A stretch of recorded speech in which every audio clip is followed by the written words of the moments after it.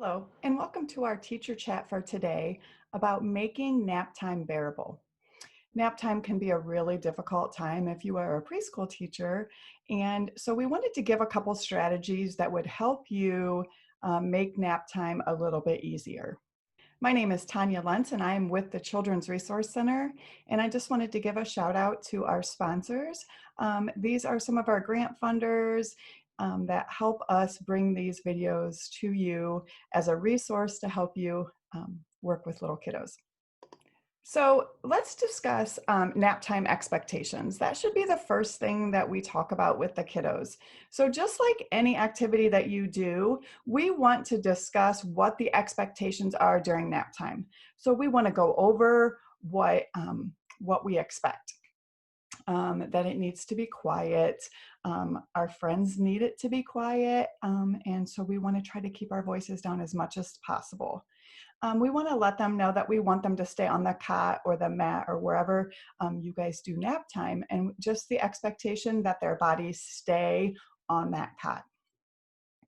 And that we're going to keep our hands and our feet to ourselves. We're not going to kick someone else's cot. We're not going to tap them on the shoulder and try to wake them up when you can't sleep. So we just want to make sure that they know that everything stays on that cot and that we want them to try to sleep. We never want to push sleeping. We never want to say during nap time, you have to sleep, because that puts an expectation on them that they might not be able to do. So we just want to say we want them to try to sleep and to rest our bodies. Another resource that I included here is we want to include their thoughts about what does nap time sound like?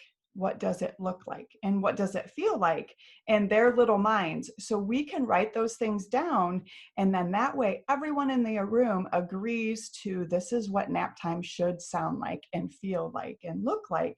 So we know when someone's struggling, we can bring those papers back out and say, remember, as a group, we talked about this is what we want nap time to sound like. And so what do we need to do to make that happen? That way the kids get invested in this nap time, and they want to help their friends and help their teacher during nap time. So the next thing I included is that we want to try to have a consistent routine around nap time. So we want to try to do nap time at the same time every day. And this can get a little difficult when it's around the holidays and we have special things, but we really need to try to keep things as consistent as possible. When kids expect something and it happens for them, they feel safe. So we want to try to keep that consistency so they feel safe in their environment. We want to do things like eat our lunch, drink something, and then go to the potty before we get ready for nap time. So that way, those excuses of I'm hungry, I'm thirsty, I need to go to the restroom are limited. Try to put the cot in the same spot. It's another thing about safety and what their expectation is. And so if we consistently move the cots around without talking to the kiddos about that, that can throw things off a little bit for them. We encourage children to also participate in their own nap time routine, such as, okay, getting their blankets out or a pillow or a little cuddle toy that they use from home, making sure that we let them get those things out and help them get their cot set up so it's set up how they like. We might do it in a way that they do not like. And so we want to make sure that we include them in, okay, how do you want your cot set up? And let them help you so they have an ownership of that. So we want to also work to make nap time soothing. So we want low lights. We don't want it completely dark, obviously, but we want the lower lights. We want soft music, soft voices, and let them bring, soft things for their cot, like a blanket or a pillow or something soft to sleep with. So any of these things are great ways to kind of set the tone that it's quiet, it's soothing, and they're able to rest their bodies. We want to also teach relaxation during nap time. So some kids need a little help relaxing and falling asleep. And so we want to be able to encourage them to do things like deep breathing that can help calm their bodies. We want to be able to be a resource for them and go around and help pat them on the back if they need a little help getting their bodies calm.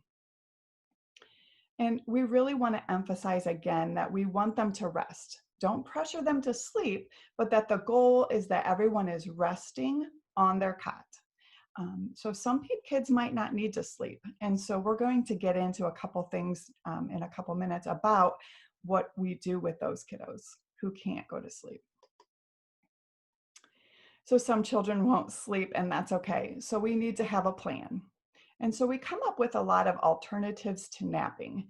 Um, we want kids to find things that they can do on a cot and that is quiet. So looking at picture books, having a bin of books that are available to children during nap time. These are books that kids can just look at. They don't need an adult to read it to them. They're just little books that they're going to find interesting that they can flip through and look at some of the pictures. The next thing I included is called cot yoga.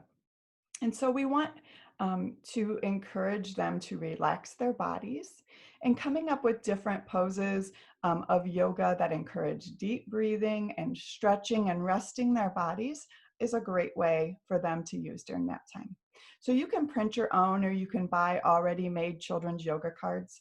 I included something here from Teachers Pay Teachers. It's a great resource that you can go on and look for, or you can just go online and print some of those poses up and help the kiddos while they're on their cot, some of the things that they could do to help stretch and relax their bodies.